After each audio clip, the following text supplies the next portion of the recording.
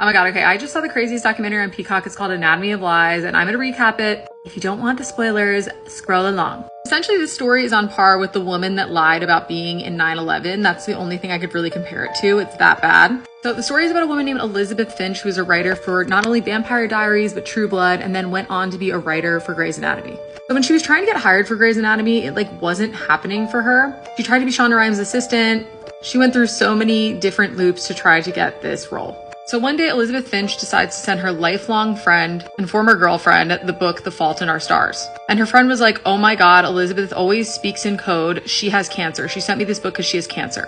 Lo and behold, Elizabeth's like, I have chondrosarcoma, this rare bone cancer. It's in my spine. It's terminal, but I'm going to do things to try to make it better and prolong my life for as long as possible. She's like, I'm going to be all alone getting treatment at the Mayo Clinic. And her friend was like, I will go to Minnesota. I will be there for you.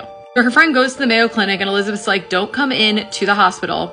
But her friend parks and then goes into the hospital waiting room because she's like, chemo takes a long time. I'm not just going to sit in the car. I'm going to wait in the waiting room for her. But anyway, she's like, you know what? When your friend is dying, you just make excuses for them. She did berate me, but my friend was dying, whatever. And Elizabeth Finch writes an article about her harrowing experience with cancer. And it becomes known as the Friday Night Lights article, and it was all about how the football team was trying to get to state, and it became a huge internet moment where so many people came out and showed support. Anyway, she ended up landing the role at Grey's Anatomy as a writer. Shonda Rhimes would call her brave and badass and try to send her home, but she would stay, and she was always powering through.